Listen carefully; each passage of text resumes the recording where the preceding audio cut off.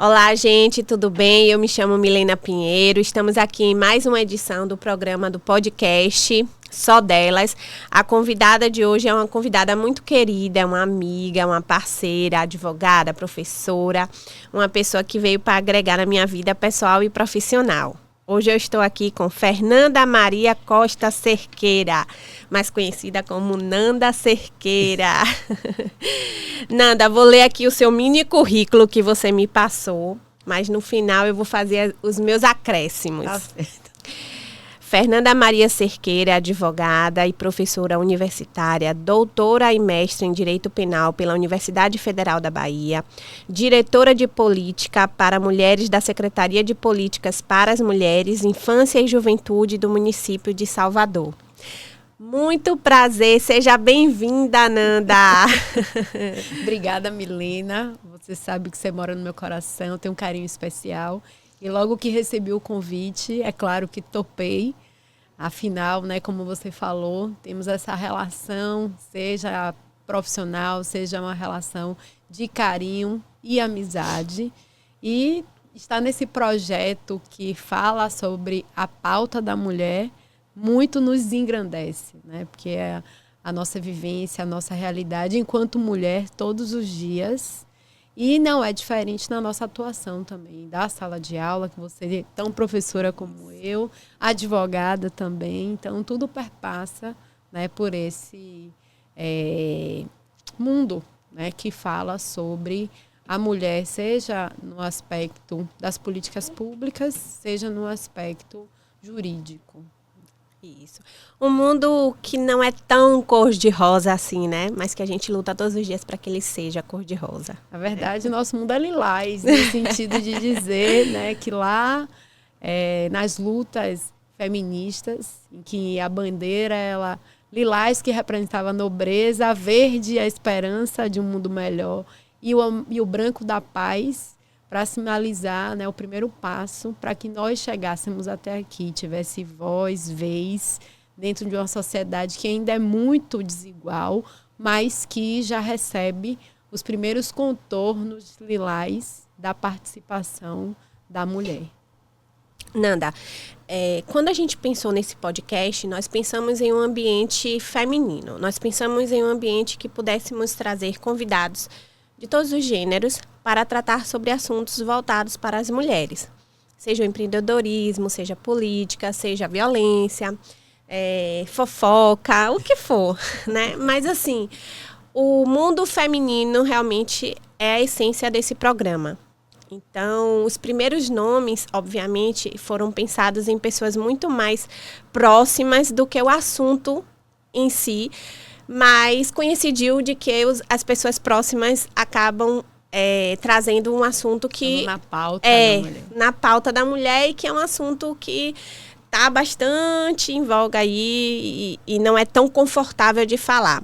Só que as duas últimas convidadas, que foi a doutora Sara e a doutora Bianca, eu saí bastante satisfeita porque nós tivemos uma conversa, um bate-papo, e nesse bate-papo nós tivemos números bem positivos, fazendo a comparação de um ano para outro.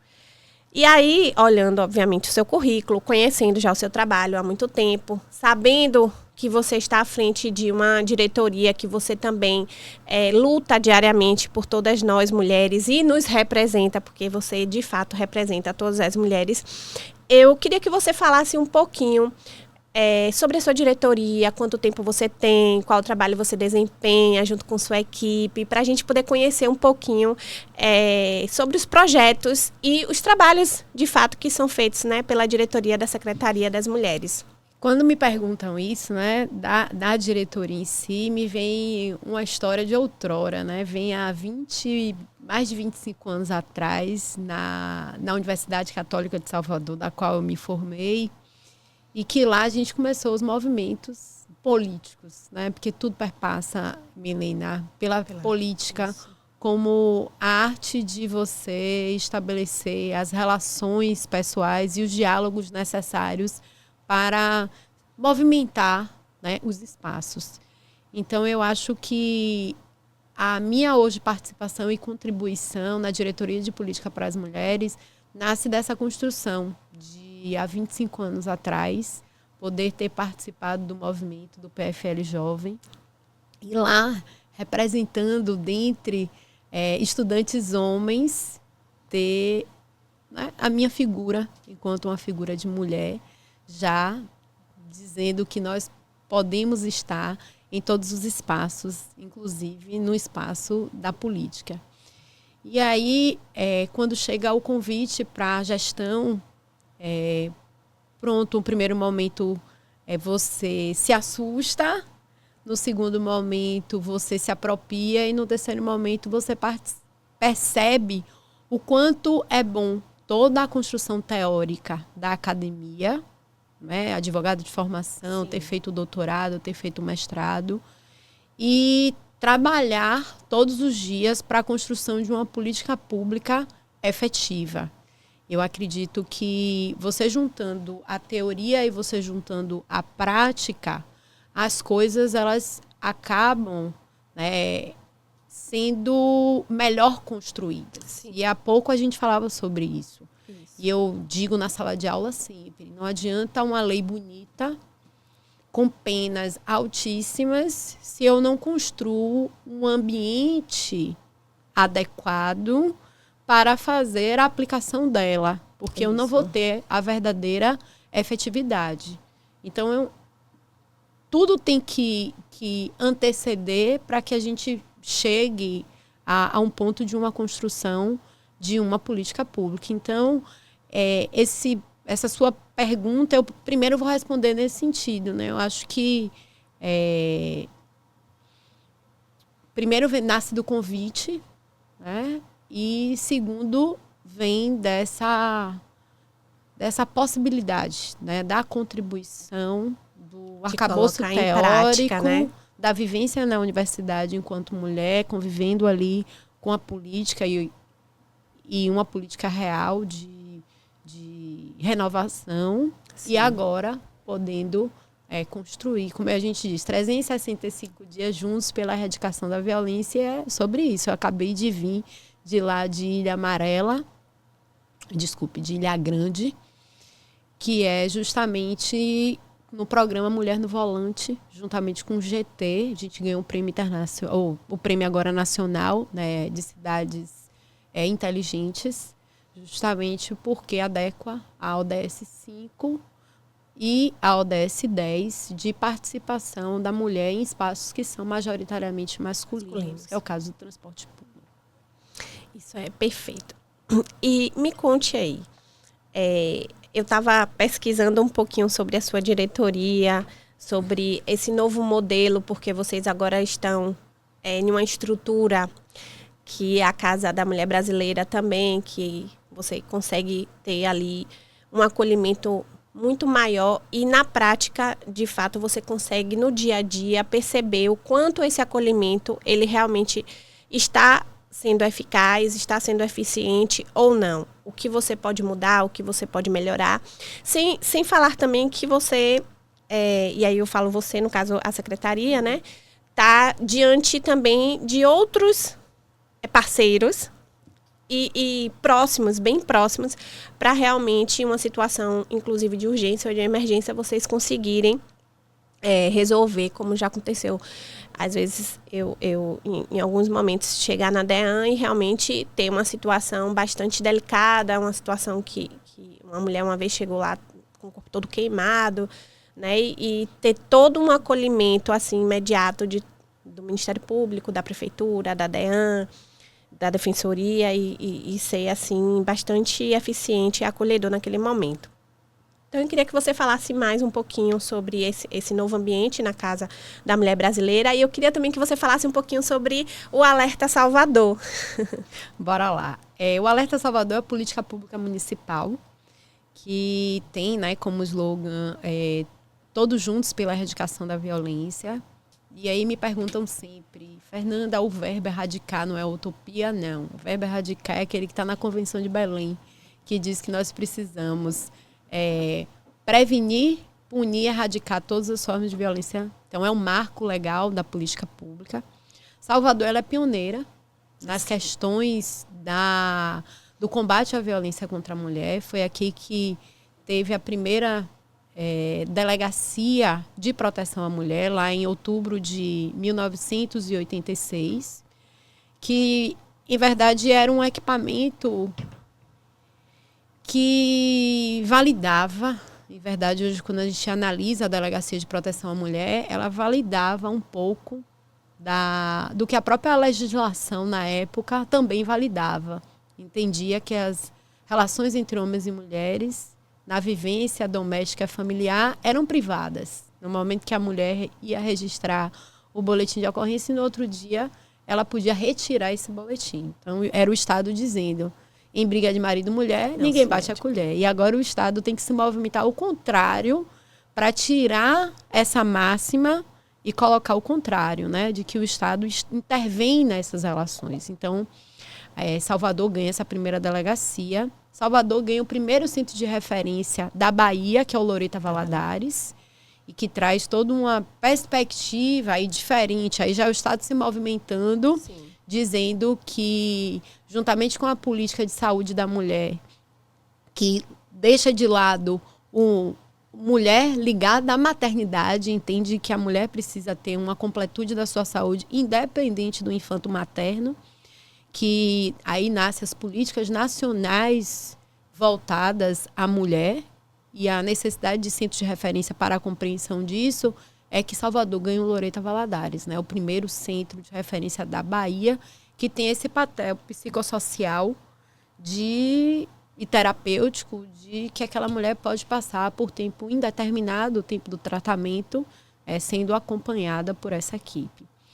E não só esse centro nasce, como mais 2. Né? Salvador é a única 3, né? cidade da Bahia, não posso dizer do Brasil, porque não fiz essa análise, mas da Bahia, que tem 3 centros de referência. Isso. Né? Com a perspectiva, inclusive, de acolhimento, que é o CANCID, que fica na Ribeira, em que essa mulher pode passar por até 15 dias com os seus filhos em caso de não risco de morte.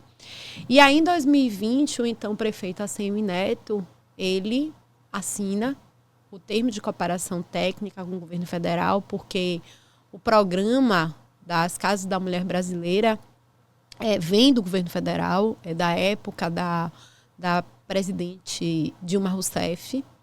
E então entra o novo presidente, né, que é o presidente... salvo engano, não me lembro se foi Bolsonaro ou Michel Temer em 2020.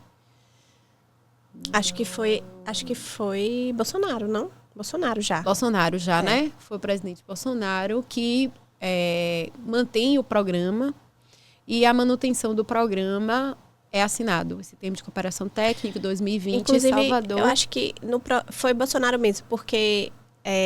depois a gente veio com a pandemia e tivemos várias modificações, né? Que aí muda o nome, né? Vira Mulher, Viver Sem Violência, para Mulher Segura e Protegida. É isso mesmo. E aí a gente assina o termo de cooperação técnica para a construção da primeira Casa da Mulher Brasileira na Bahia, como pioneirismo também, aqui em Salvador.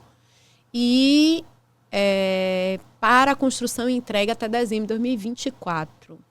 Nós antecipamos a entrega, entregamos em 2023, 19 de dezembro de 2023, já em pleno funcionamento, com a equipe multidisciplinar de advogados, psicólogos e assistentes sociais. E é como você falou, é um equipamento diferente do centro de referência e tão importante quanto, porque ela é a porta de entrada. Não que os centros de referência não sejam portas de entrada, outros equipamentos sim, mas a Casa da Mulher Brasileira acaba sendo um símbolo.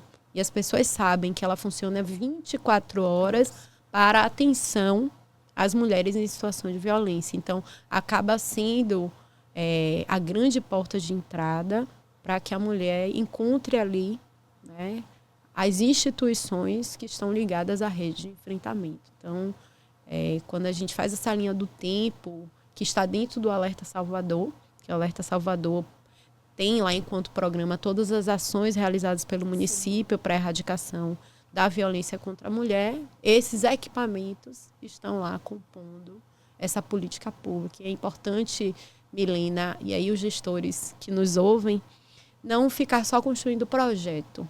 Porque projeto, existe uma grande diferença, né, do programa para o projeto. O programa estabelece uma continuidade. Sim. das ações. E o projeto é aquilo que eu faço, né? E em um determinado momento vai morrer. Então, o Alerta Salvador foi pensado para se manter, né, no sentido da atenção, ser um programa constante, permanente para a erradicação da violência contra a mulher. E é um programa que a gente percebe não só ano e ano e ano, né? 3 anos aí, né? Já. 3 anos. Mas a título também de números. Na verdade, 3 não, na verdade 4. Né? Que é de 2021 a 2025. Já são 4 anos. E uma coisa que eu percebo bastante, que eu fico assim muito feliz, e alguns clientes também comentam, é em relação à questão do empreendedorismo, né? Eu acho fantástico esse programa que vocês têm, esse incentivo dessas mulheres, porque nós já estamos lidando em uma situação ruim, né? Uma situação de violência, uma situação que envolve toda a família.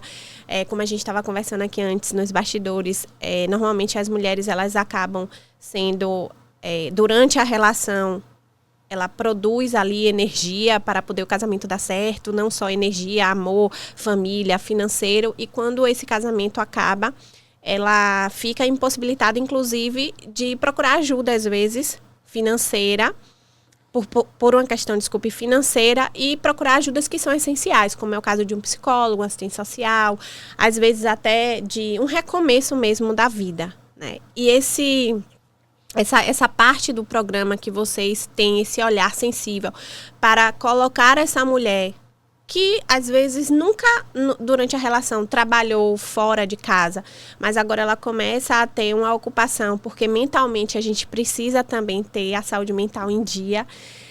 Eu acho muito, muito fantástico. E aí eu vi que vocês têm a parte de costura, vocês têm a parte de incentivo mesmo, de colocar ali, né, as barraquinhas para poder revender. Então, ensina a questão... Olha. Olha. Será que é do... Já mandando eu falar sobre violência, ligar se você achar que pode ser sério. Tá vendo? Você falou de violência, a IA já... Exato.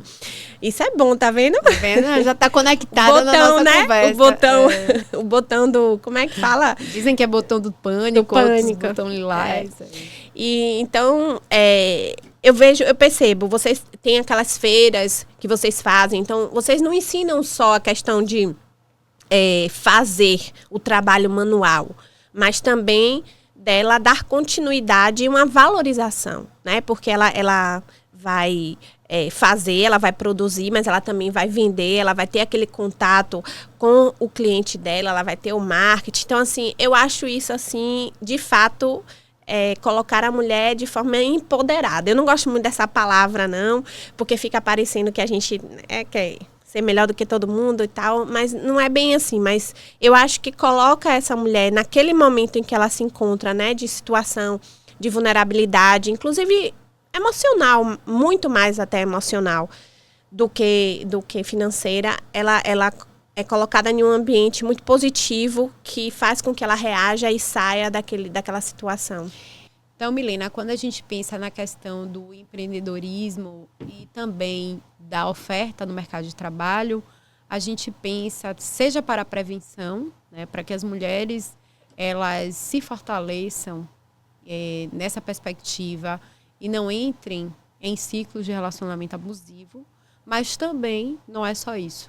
Não é só isso, porque tem outros contextos que levam a mulher à situação da violência. Então, a gente oferta, através dos centros de referência, essa possibilidade delas fazerem o curso. Esses cursos têm o transporte gratuito, tá? Muitos deles a gente oferta também o material de trabalho, por exemplo, auxiliar de cabeleireiro, corte... e pintura de cabelo, barbeira. Nós formamos a primeira barbeira de Cajazeiras e ela recebeu uma máquina automática sem fio.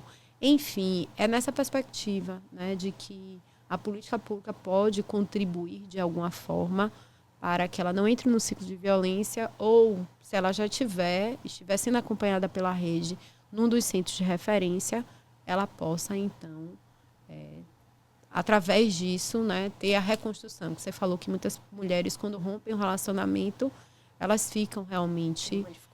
têm dificuldade financeira. Então, você tem que, né, dar essas oportunidades para que ela possa ter esse recomeço. Eu acho muito, muito importante essa secretaria da mulher em todos os municípios. Não são todos os municípios, a maioria hoje já tem, acho que até pelo fato da gente estar tendo, assim, o Brasil, de um modo, o mundo, né, de uma forma geral, tá com um olhar muito diferente em relação à mulher na sociedade, dentro da sociedade, seja a título de materno ou a título de trabalho. Mas antes a gente não tinha tantas prefeituras com secretarias especializadas. Às vezes a gente tinha uma secretaria que tinha um setor lá que era voltado para algum trabalho que geralmente social. estava dentro da Secretaria de Desenvolvimento Social. Né? Mas hoje, o fato de muitas prefeituras, ainda que de interior, né, pequeno, a gente ter uma Secretaria da Mulher e ter esse olhar de um acolhimento de fato para uma mulher que esteja em uma situação real de violência ou que ela não saiba ainda que ela está em uma situação de violência, mas existem algumas limitações que ela consegue sentir, né? A gente sabe que a violência psicológica, ela é uma violência silenciosa, é uma violência que, dependendo desse relacionamento e do período também, da idade do casal e tudo, a gente não consegue ter não consegue detectar de imediato que está sofrendo violência psicológica, mas a gente consegue ver algumas limitações. E essa mulher sair um pouco da sua residência, sair um pouco daquele ambiente, por mais que ela ache que é normal, que não tem, né, nenhum tipo de violência, mas ela ter esse contato com outras mulheres, ter esse contato com esse novo mundo e inserir essa mulher no mercado, na sociedade de uma forma geral, eu acho isso fantástico. E eu fico assim, eu admiro muito essas feirinhas que vocês têm em relação ao empreendedorismo, a venda. No carnaval, acho que foi antes do carnaval, foi depois do carnaval, teve um no Campo Grande, não foi? Você está falando, eu estou me lembrando que quando a gente foi fazer uma roda de conversa, sim, eu acho que foi um ano passado ou um ano retrasado, você me convidou para que a gente trabalhasse isso em um espaço no Augusto Lilás. Eu conheci Neia. Quero mandar um beijo para ela aqui. E Neia não é uma mulher que vivencia violência doméstica. Não. É uma mulher empoderada, é uma mulher que tem um negócio dela, que é encadernação de... E eu convidei Neia para participar do Expo Mulher. E através dessa participação dela, porque lá nós temos hoje, Melina, mais de 500 mulheres. Vou mandar um beijo para ela também, porque eu sou fã do trabalho dela. Também um trabalho lindo que Neia faz, de personalizado. E eu acho que foi vocês que ajudaram ela agora a ter a lojinha dela, né? Exatamente. Então, Neia começou a participar das feiras, porque existe uma estrutura, tem um apoiador muito grande, que é o Shopping Bela Vista, o Shopping Paralela... Paralela não, desculpe. O Salvador Shopping, Norte, né, que ela tá? Não. O Shopping Bela Vista e o Center Lapa. Sim. Eu me equivoquei nos dois, mas é Bela Vista e Center Lapa. Eles são grandes apoiadores para levar essas feiras para os espaços e também a CEMOP, que é a Secretaria de Ordem Pública, também transversaliza com a gente quando ela disponibiliza as barracas para a gente estar em todos os espaços. Até o dia 30 nós estivemos no Campo Grande e, ao mesmo tempo, também no Center Lapa. E vamos agora para as estruturas da Ferreira Costa nos Barris. Então, é aquele trabalho constante e permanente de diálogo. E foi nesses workshops que Neia participou, que nasceu dela. Porque no workshop a gente leva também a Secretaria de Desenvolvimento, porque existe o saque do empreendedor. E o saque do empreendedor... Foi um evento que eu fiz, você e a Ida, não foi? Foi. O saque do empreendedor nos oportuniza conhecer a importância do MEI, os benefícios do MEI, a abertura, ou se você precisa fazer um parcelamento. Lá tem contador no saque do empreendedor, tem advogado. Então, quando você faz esse workshop e mostra a essas mulheres que elas podem se mover para um outro caminho, para além do empreendedorismo de subsistência, que não, eu sei que muitas precisam iniciar assim, mas que o poder público está mostrando caminhos e ofertando cursos de empreendedorismo para romper essa barreira e crescer um pouco mais, é que, né, entra nessa perspectiva de resolver, então, abrir a lojinha dela no espaço colaborativo para que... E você trouxe, Milena, também a fala dos organismos, né? Os organismos de mulher são importantes, porque isso gera representatividade, no sentido de dizer que nós não estamos apenas vinculados no setor, né, de uma Secretaria de Desenvolvimento, sim, que não deixa de ser importante em municípios que não têm condições de ter uma secretaria, é importante sim, mas ter uma Secretaria de Mulher e desenvolver ações para a construção de políticas públicas e ações concretas, como que hoje a Prefeitura Municipal de Salvador ela se propõe a fazer isso, aí você busca a transformação. Quando você vê 27 mil serviços prestados em atenção à mulher no final de 2024.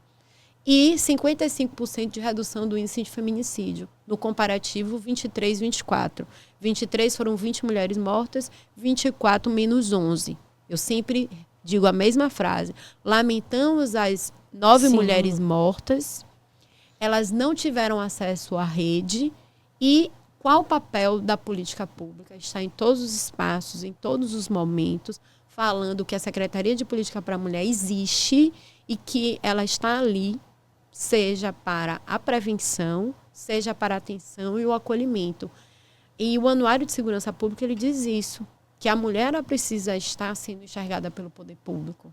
Que se ela está sendo enxergada, a proteção é maior. Sim. A proteção é maior, no sentido de entender que ela sendo olhada, ela sendo protegida pelos organismos, ela reduz, né, a probabilidade dela ser vítima de uma violência mais grave ou ser vítima da violência. Com certeza. Eu recentemente eu estava em algum evento com o Pedro que a gente estava falando sobre essa questão de gênero. Não era um evento de mulheres de violência doméstica, não, mas era alguma coisa relacionada a essa questão de gênero. Ah, não, foi no mestrado. A gente estava tendo uma aula de direito constitucional, foi isso mesmo. E aí...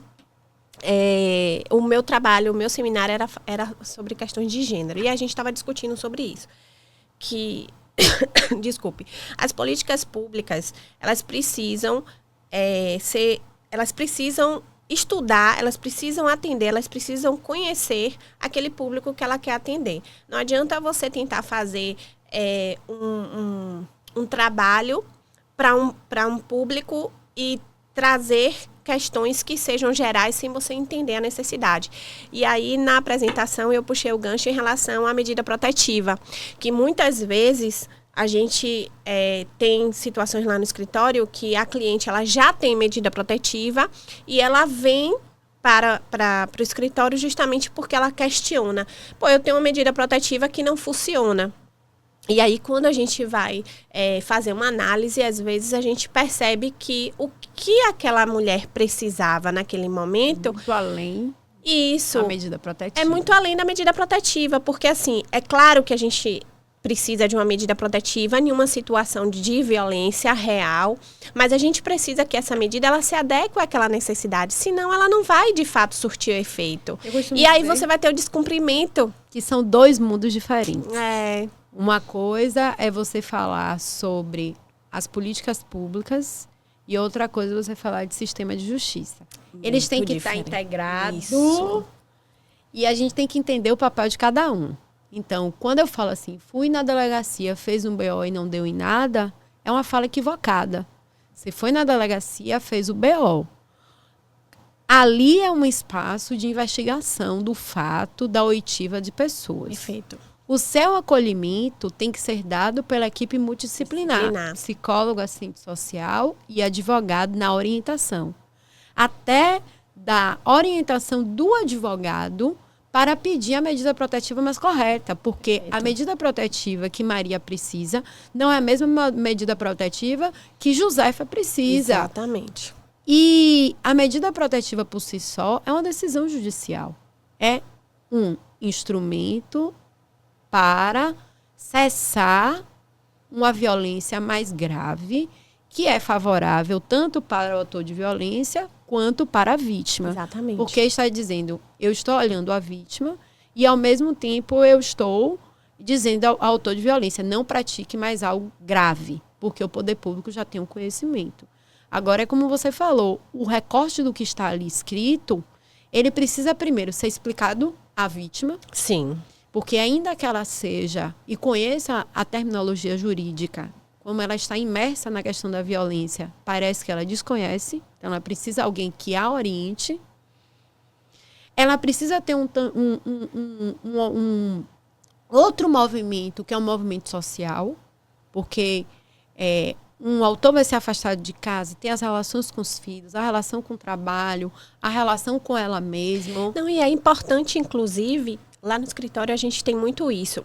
A gente ouve, a gente questiona o que é que ela gostaria e depois a gente faz essa explicação, essa explanação. Porque, às vezes, a vítima, ela quer naquele momento que você solucione o problema. E aí ela fala, não, eu quero que ele saia de casa, eu quero isso, eu quero aquilo, tal, não sei o quê. E aí, quando você começa a devolver algumas perguntas para ela e você está preparada para isso, você sabia que isso daqui pode acontecer? Existe o pós, né? Existe, porque assim, da mesma forma que ela reage, a outra parte também vai reagir. E aqui não é uma questão de não estar defendendo uma parte em detrimento da outra, não. É uma questão mesmo de você ser verdadeiro no sentido da informação. E a imersão das duas partes na política pública. É Exato. A mulher ser acompanhada pelo centro de referência, porque a Casa da Mulher Brasileira tem o seu papel de expedir a medida protetiva em até 48 horas, como determina a lei, e a gente consegue até antes, através das varas e de todo o trabalho de impulsionamento, né, que a doutora Nájila, eu parabenizo, inclusive, ela, desse trabalho à frente da... Agora, do Colégio de Coordenador né, Nacional, tem esse papel de impulsionar. Então, em até 24 horas, essas decisões estão saindo, mas a decisão por si só não é suficiente. Então, ela precisa de um acompanhamento psicossocial e jurídico, e o autor de violência, Milena, precisa ser encaminhado para o NEF, para o Núcleo de Prevenção e Enfrentamento ao Feminicídio. Todos os nossos requerimentos de medida, nós pedimos o acompanhamento lá no escritório. Pedimos, porque faz uma diferença incrível, enorme, principalmente quando a gente tem vítimas de violência psicológica. É incrível. Bom, agora, Nanda, eu queria que você falasse um pouquinho do carnaval.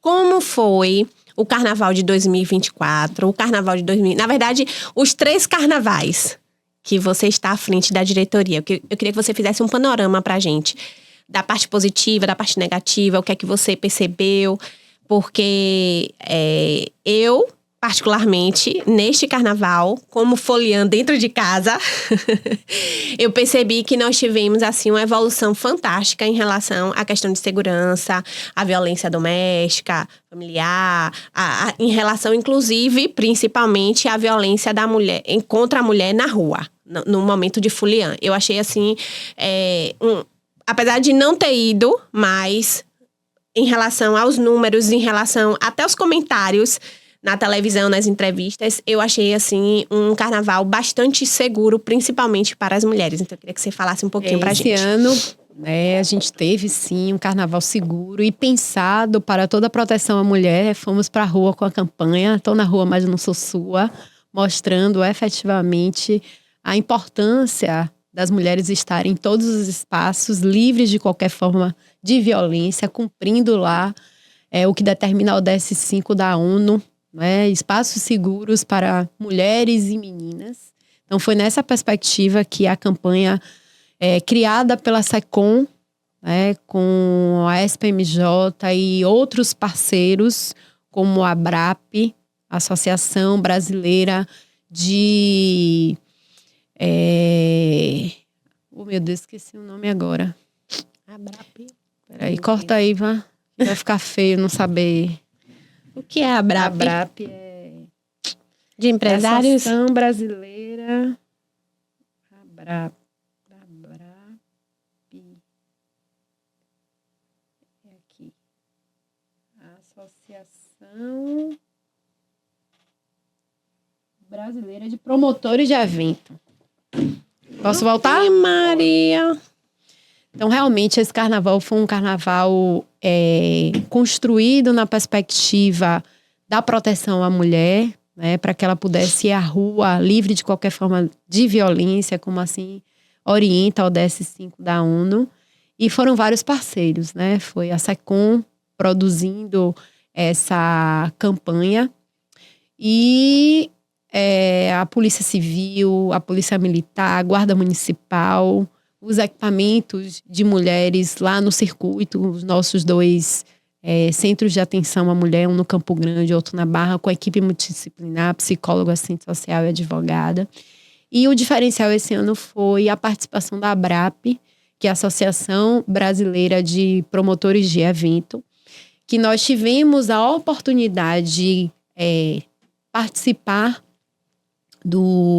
da sensibilização que eles fizeram no centro de convenções e logo após capacitar as equipes que estariam dentro dos 5 grandes camarotes com sala de acolhimento. Então foi muito legal, Milena, ver ali a política pública atuando diretamente para aquele, tanto folião de rua, que Sim. nós utilizamos muito material, né, que foram as ventarolas, as cartilhas, os panfletos, os bottoms, os artistas aderindo à campanha e falando da questão, o slogan desse ano, tô na rua, mas não sou sua, o não é não, também. Um beijo à doutora Sara, a grande parceira. Sara também participou desse conjunto de atuações com a ABRAP. No sábado de carnaval, nós vistoriamos todos os camarotes. Camarote Brahma, o camarote Glamour, o camarote Planeta Band, o camarote Salvador, o camarote Club. E também nós utilizamos um chatbot. Então, no material informativo, tinha um QR Code. Nesse QR Code, ao aproximar, você tinha ali um chatbot, uma inteligência artificial, que perguntava se você queria orientação ou se você queria denunciar uma violência. Recebemos 19 registros e tivemos 620 acessos. Então, para esse primeiro momento, foi super interessante e especial, Milena, porque ali naquele chatbot tinha uma retaguarda em que a rede, com a Polícia Civil, Militar, Guarda Municipal, Secretaria de Saúde, Secretaria de Tecnologia, a Guarda Municipal e a Secretaria de Mobilidade. Sim. Por quê? Porque a violência também acontece no transporte público, principalmente a importunação sexual. Então, cartazes com QR Code. E a gente identificou, e aí você pediu para fazer um balanço de 2021 a 2024. A gente identificou que a violência no carnaval, ela entra pelos postos de saúde. Então, esse ano, com esse chatbot, a capacitação dos trabalhadores da saúde e dos demais trabalhadores que participam do carnaval, ou seja, foram 800 servidores capacitados, além da saúde, da área da saúde, para entender essa questão da rede de enfrentamento à violência, fez com que a política pública funcionasse perfeitamente de forma articulada.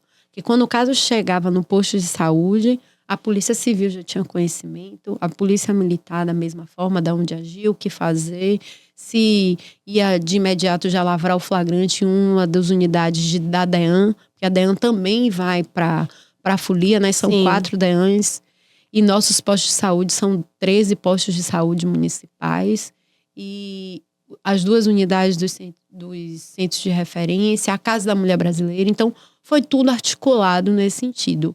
E essa experiência, Milena, ela nasce muito, desse ano, nasce muito do Réveillon, né? Quando a gente viu que naquele espaço foram colocadas várias informações de combate à violência à mulher e principalmente QR Code para aproximação de denúncia imediata, já surte um olhar da população de dizer, veja bem, esse espaço está monitorado, é igual às câmeras de identificação facial. Então, já surte aquele olhar de prevenção, né? Aquele olhar de prevenção geral, de dizer assim, olha, veja bem, se eu for agir dessa forma, pode ser que eu seja denunciado e tenha esse registro. Então, foi bem legal, né? No olhar de prevenção, segurança, no olhar da também, denúncia, né? De segurança também. Porque ainda que você não sofra nenhum tipo de violência, é muito legal você estar em um ambiente que você possa dançar, curtir. Você falou que não foi. Eu fui trabalhar, mas também a gente observa, né? O comportamento, mas também não. Né? E também, a gente trabalhando, a gente observa os comportamentos. E você via, principalmente no circuito do Campo Grande, as pessoas se divertindo mesmo, com um carnaval, né, sem violência. Os registros já baixaram significativamente, principalmente para a violência sexual. Sexual, né? Em que antes do carnaval foram feitas vistorias com a presença da Defensoria Pública, do Ministério Público, da secretária Fernanda Lordelo, nos circuitos e o diretor de iluminação também do município, para que os pontos cegos da folia, né, principalmente, eles fossem iluminados. Né? Outras estratégias fossem tomadas com relação aos banheiros químicos. Então, era essa uma frente que eu sempre defendia na secretaria, com a Secretaria de Ordem Pública, da necessidade de banheiros químicos conjuntos de homens e mulheres, porque intimida. Quando você tem naquele ambiente só mulher, alguém ali pode aproveitar a oportunidade para praticar, né? a violência. Mas quando tem homens e mulheres conjuntamente, você observa e o autor de violência vai pensar 2 vezes em agir num ambiente onde ele acaba sendo mista e de muita movimentação. E iluminado, principalmente. Então, lugares onde tem banheiro químico tem que ser lugares próximos e iluminados. No Réveillon, por exemplo, os banheiros químicos foram colocados nas imediações da DEAN. Ou seja, bem próximo. Pensou bem estrategicamente. Então, esse carnaval, ele foi um carnaval que hoje a prefeitura tem um master plan, que é uma tecnologia que consegue identificar esses equipamentos todos. Então, ele baixa em tempo real para que você possa verificar todos esses equipamentos e como eles estão distribuídos, né? É uma mini cidade. Quem trabalha no carnaval você vê falando que é aí, uma mini cidade. Eu tô aqui pensando assim, eu falei, meu Deus, porque carnaval da Bahia, carnaval de Salvador, qualquer lugar que você vai, carnaval de Salvador é o melhor carnaval do mundo. E agora, de fato, com Guinness. Com Guinness e tudo, né? Mas assim, eu tô pensando aqui, a grandiosidade da festa está... E não ter a violência... paralelo à questão da segurança. Nós somos maioria na folia. E sendo maioria na folia, nada melhor do que você promover e proporcionar um carnaval de segurança. Sim.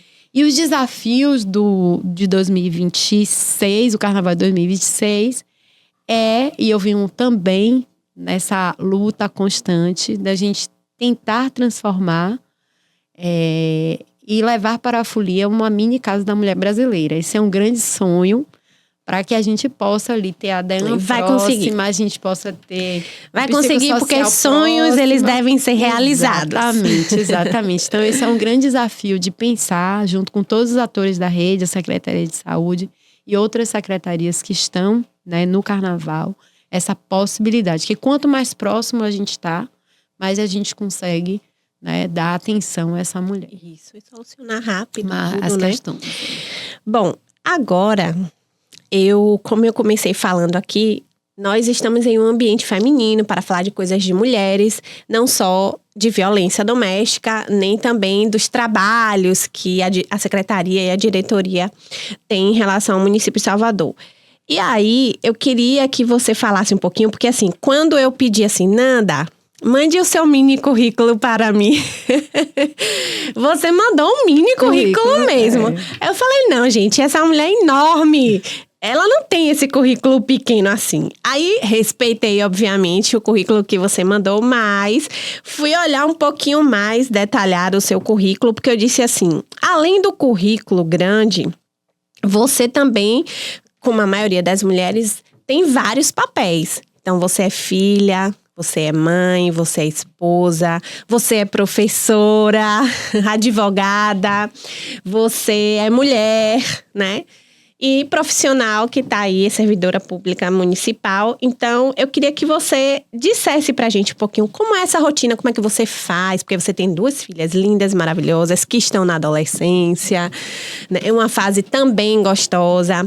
Tem um marido super legal. Queria também que você falasse sobre essa parceria e as suas atividades, né? Como mulher, como profissional, como diretora da secretaria.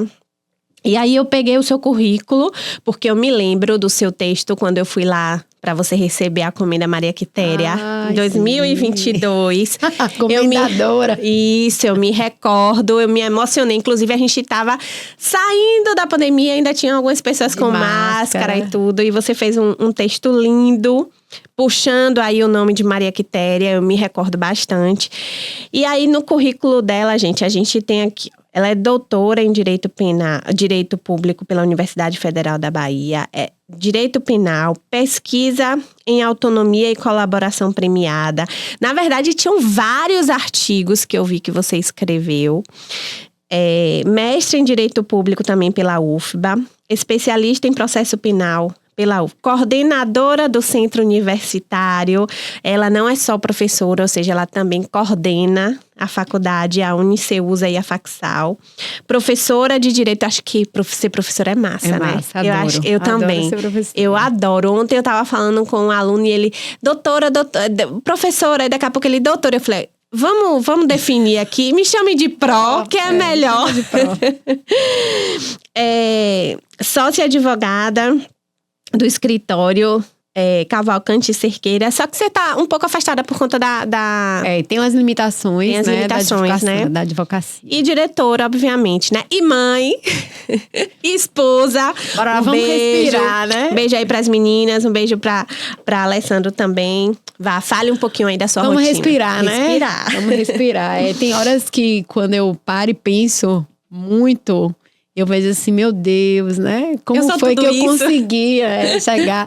Tem horas que a gente vai vivendo, Milena, e não vai percebendo. Vai no automático. Né? E vai no automático e não percebe. E quando você para e pensa e fica, que bom, né? Agradece a Deus por toda a oportunidade. Eu costumo dizer nas minhas falas, quando eu faço palestra, eu sempre me emociono.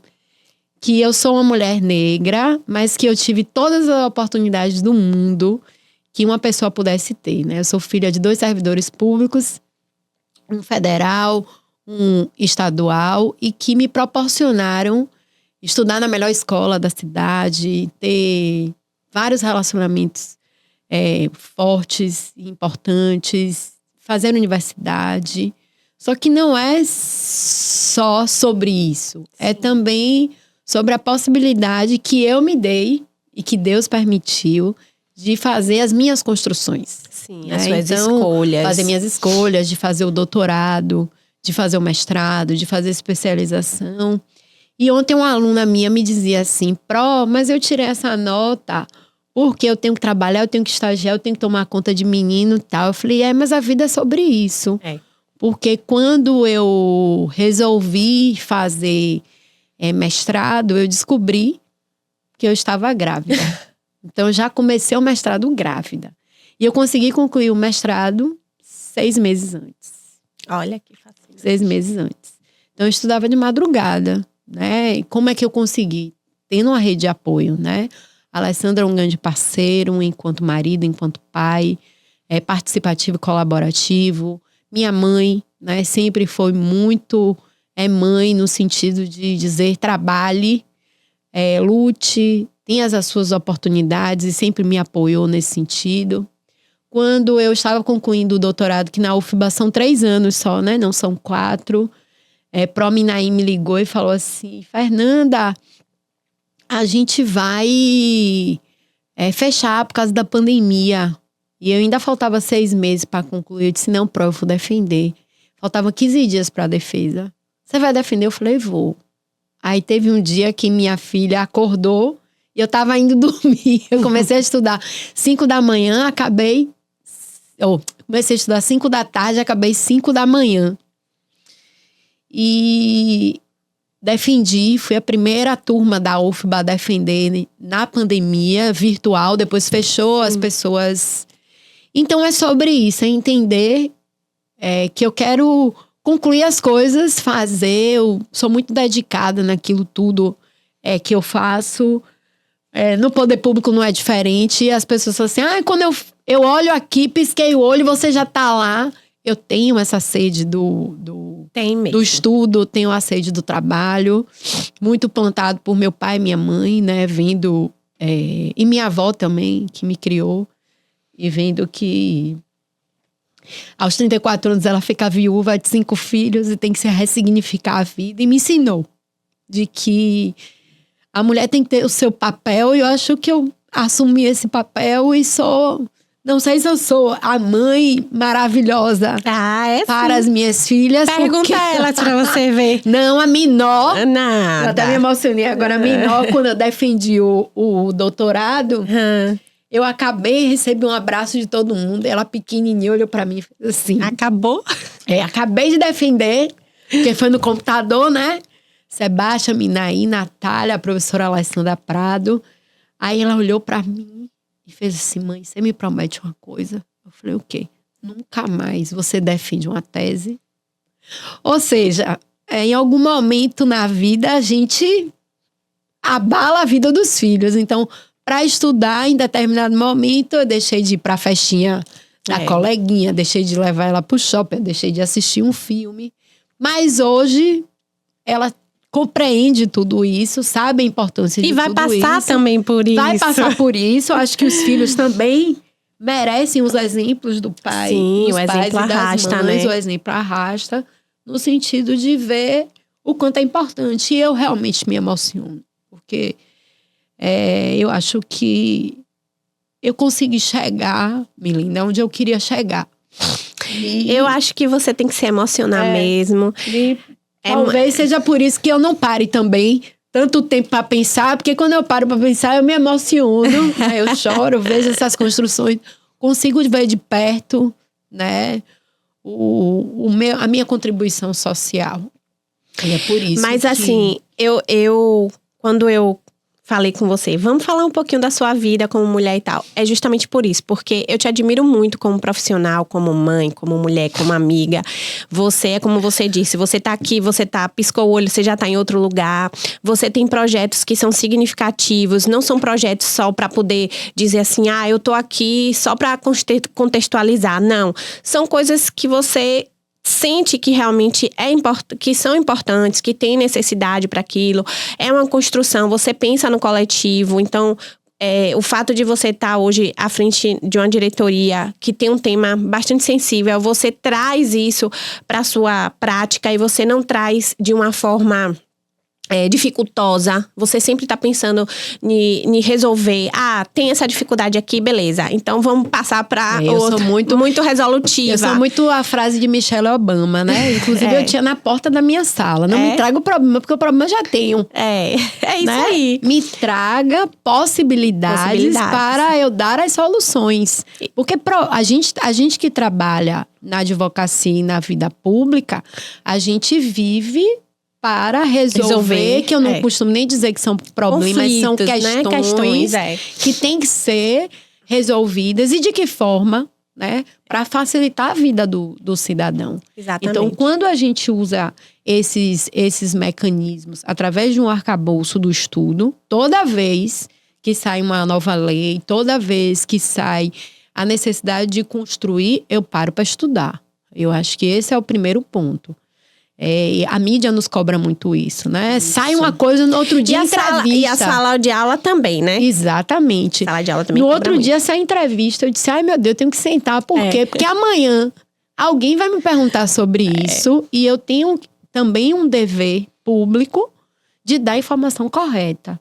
E o bom de estar na sala de aula há 20 anos é isso, né? Porque os nossos alunos, eles nos revigoram.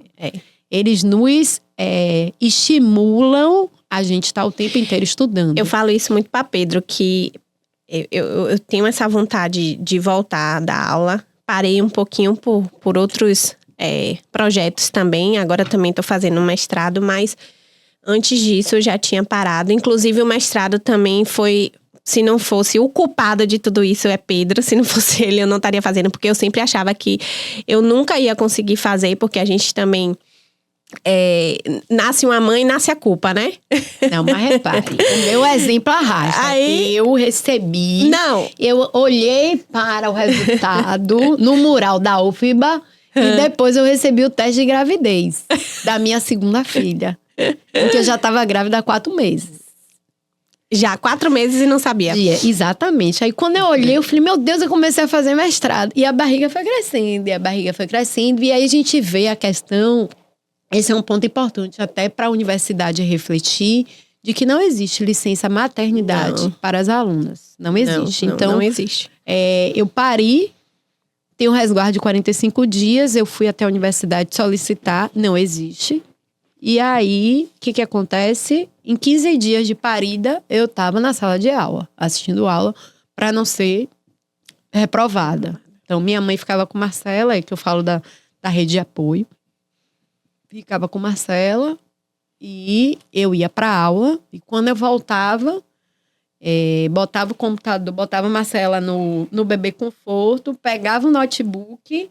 Tanto é que eu fiquei com limitação do braço direito. Eu não consegui esticar o braço para pentear meu cabelo, porque era o carregão de Marcela e o computador assim. Aí eu fiquei com a limitação nas costas do digitar, mas deu tudo certo. Não, eu também, quando eu parei Gabriel, eu voltei a dar aula, eu dava aula em cursinho, eu voltei a dar aula com Gabriel com 15 dias também. E cursinho é diferente de faculdade, né? Se você para de dar aula, você é esquecida pelo mundo do cursinho, porque outro professor assume sua matéria e a matéria que eu dou aula, que é a matéria que você também dá aula, é uma matéria que é muito difícil, principalmente para nós mulheres, né?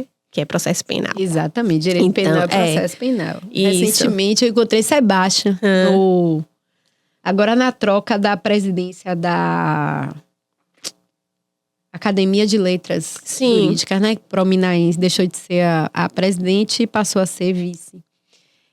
Encontrei Sebastião, ele olhou assim, menina, eu tava me lembrando da sua... dissertação de mestrado falando sobre a imagem do preso. Eu falei, tá vendo aí que repercutiu? Não se expõe mais imagem de preso em lugar nenhum, a não ser que seja procurado, porque a gente não perde o direito da personalidade. Então, tá vendo aí que aí ele pegou e deu risada. Falei, tá vendo aí? Ainda tem isso, né? Defendendo teses que tem que marcar ali. Exatamente, porque a gente tem que devolver o nosso trabalho. A academia também tem a sua responsabilidade de transformar isso em políticas públicas concretas. Por que eu vou expor a imagem de uma pessoa se, em verdade, é o meu direito da personalidade? O indivíduo não perde o seu direito da personalidade se ele está ali presente. Pelo contrário, ele está na guarda do Estado. O Estado tem que protegê-lo e não expor. Exatamente. A não ser, claro, se ele situação excepcional. esteja numa situação excepcional de ser procurado pela polícia.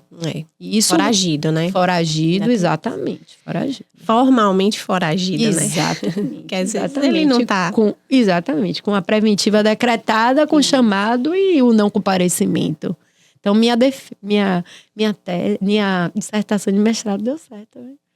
Os programas televisivos já não expõem mais as imagens. Graças a Deus, né? Não é? Nanda, eu quero agradecer demais. Eu já adianto que vou fazer novas pautas com você, porque a gente sempre, quando senta para conversar, a gente conversa bastante. Como você também, assim como eu, tem a academia, a gente fala muito sobre essa questão, e você falou aqui sobre essa questão de termos leis para a gente poder estudar, mas a gente também vê na sociedade a prática disso, como isso repercute na sociedade, como isso vai repercutir na vida de todo mundo, porque não adianta a gente sentar, ler e depois ficar com aquela sensação de que nada acontece, né? E aí, nos bastidores, a gente estava conversando um pouquinho sobre a questão da violência psicológica, que é um desafio muito grande para todos nós.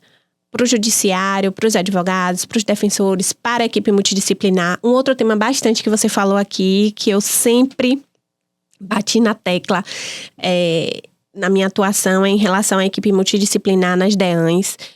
Gostava bastante da figura de Rosane na DEAN de Brotas como assistente social, em que pese a gente não tivesse uma psicóloga, depois colocaram até uma psicóloga, na verdade era uma estagiária.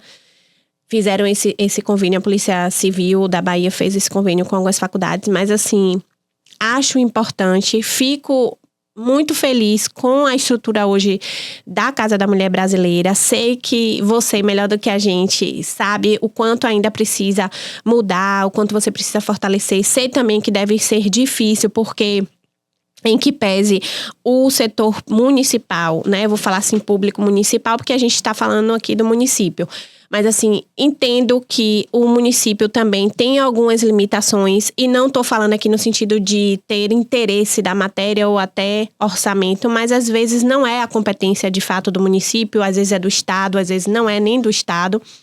Mas nós percebemos o quanto vocês do município fazem as coisas acontecerem nesse sentido. E a Casa da Mulher Brasileira, juntamente com o Estado, foi um projeto, está sendo, na verdade, um projeto maravilhoso, um projeto de muito acolhimento para todas as mulheres de todas as classes sociais que procuram uma DEAN, que procuram um acolhimento na defensoria ou até mesmo no CRAS, no CRAM,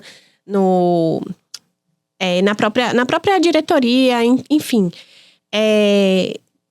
Quero dividir com você outras pautas. Aceito também sugestões, não só de pautas, mas também de convidados, porque, como eu falei, aqui é um ambiente feminino e nós temos que nos fortalecer enquanto mulheres, porque nós sabemos da nossa luta, nós sabemos o quanto é bom hoje você estar aqui, se emocionar de todas as suas conquistas, de tudo que você passou e que, graças a Deus, você teve um apoio, você teve acolhimento, você teve uma estrutura familiar, você tem um marido massa, você tem filhas massas também, que eu conheço as meninas, eu sei o quanto elas são orgulhosas, sente falta, sente, o meu pequeno também sente, minha pequena, que não é mais tão pequena assim, também sente. Mas lá na frente eles também entendem, têm orgulho, porque quando vê você também lá na televisão, dando entrevista, ó, minha mãe ali, né? Então, assim, isso é o legado que você deixa, essa sua essência de mulher forte, de mulher que tá o tempo todo ali, fazendo aquilo que você sonha acontecer. Isso é maravilhoso. E que bom que você teve isso. Então, agora vamos sugar um pouquinho de você para que todas as outras mulheres entendam que as dificuldades, elas acontecem para todo mundo. Mas você pode dar um ajuste aqui, um ajuste ali e fazer também com que as coisas aconteçam para você. Como é o caso de Néa, né? Vou até convidar ela também, né? Para ela vir aqui, empreendedorismo, exatamente. Porque ela também, como você falou, não é uma pessoa que sofre violência, mas tem as dificuldades do empreendedorismo dela e o fato dela ser mulher também. Cada dia, né, vem quebrando as barreiras e se fortalecendo naquilo que ela sempre sonhou, que é, né, vender o produto que ela idealiza. E o produto dela é um produto lindo, feito com muito amor, personalizado. Eu conheci, né, quando eu estava presidente da associação, que eu comecei a fazer algumas coisinhas personalizadas.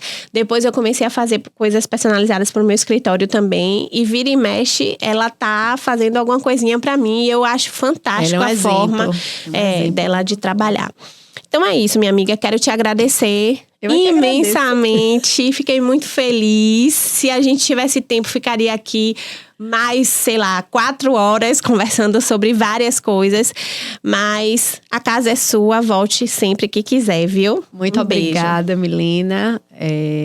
Foi muito massa a nossa conversa aqui. Perpassou por vários pontos. Você fez eu chorar, tá certo? E é sobre isso, é o nosso trabalho diário, a nossa responsabilidade com as mulheres da cidade. Você pontuou a questão da violência psicológica. Hoje, quando a gente vai puxar estatísticas a partir do Observatório da Mulher, né? Porque a política pública ela vem monitorada com o Observatório da Mulher, a gente observa que a violência psicológica ela está no primeiro ponto das violências, né?